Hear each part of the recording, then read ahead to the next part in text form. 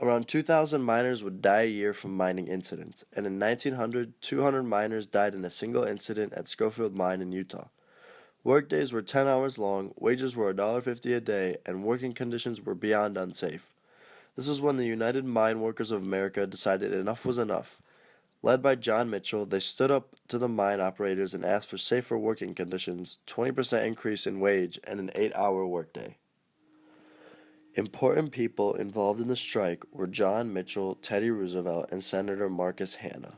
There is a tight-knit relationship between John Mitchell and Senator Hanna through a different strike that Mitchell led against northeastern Pennsylvania anthracite coal operators in 1900. They were still trying to raise wages and make the workday shorter. The head of operators at the time, George Bayer, threw it aside.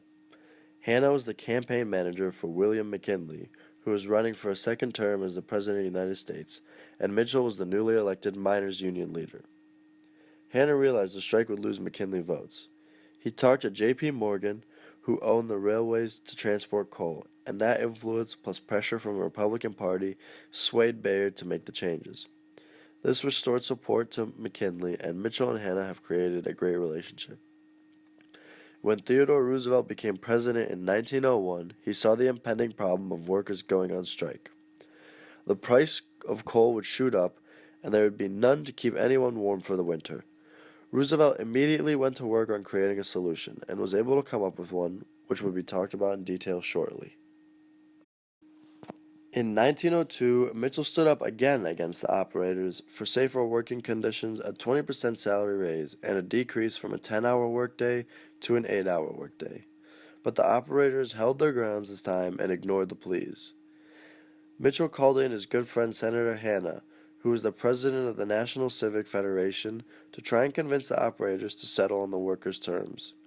The operators, still led by Bayer, still held their ground.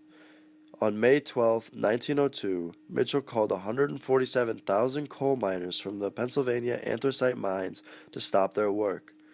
This marked the beginning of the anthracite strike, otherwise known as the Great Strike. Bayer and his fellow operators were not going to have a repeat where they get pushed around to do what the government wanted again. They hired 5,000 coal and iron police to guard the mines, claiming that if the men were protected from the strikers, that they would return to work. The police were hired guns, approved by Pennsylvania's legislature. For $1 each, coal and steel operators could have the governor sign commissions, and the police were endowed with all powers of the law to enforce the company's interests. These guys were brutes. They did not follow rules and were very, very rough. The operators basically had the government working for them. This motivated Mitchell to put on more pressure. Mitchell threatened that if the pumpmen, firemen, and engineers who kept the mines from flooding with water did not receive an 8-hour workday within 2 weeks, they would withdraw from the mines on June 2nd. This would cause the mines to flood indefinitely. Bayer did not respond to the threat, and those workers did end up being withdrawn. Things began to get heated pretty quickly between both sides. One incident included a fence surrounding a mine colliery being set on fire. Sometime after it was taken care of, a 13-year-old boy by the name of Charles McCann was walking around the fence. The iron and coal police shot him, fearing that he would reignite the fence. 4 police were arrested that night. The term scab was used to label people who kept working during strike.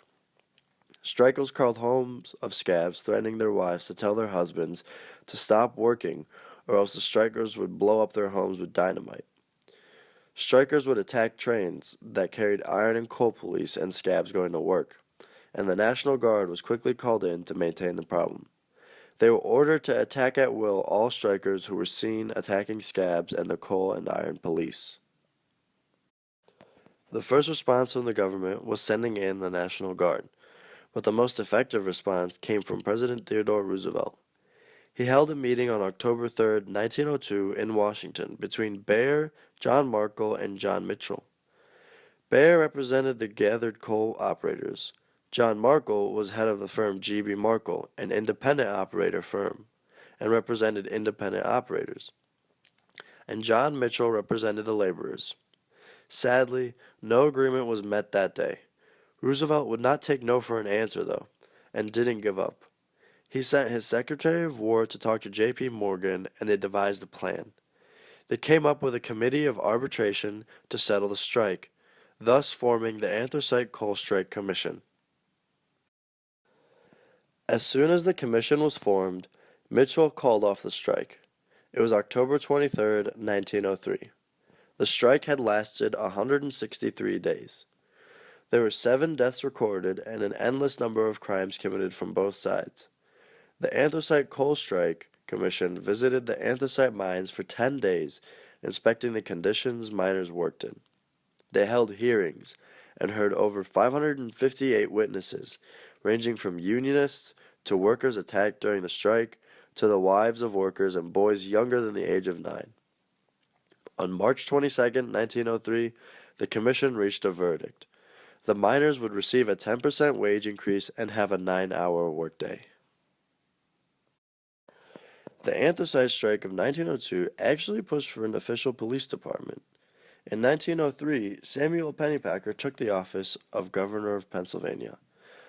When Pennypacker was addressed by the Deputy Secretary of the Commonwealth to sign commissions to hire coal and iron policemen, the governor thrust the letters from his desk and exclaimed, "Take them away. I will never put the police powers of the state in the hands of the nominees of one of the parties to a controversy. We must have an independent constabulary." Pennypacker proposed a bill that would create this independent constabulary, and the General Assembly approved of the bill, and Pennypacker signed it into law on May 2, 1905, creating the Pennsylvania State Police. The department was the first organization of uniformed police in the United States.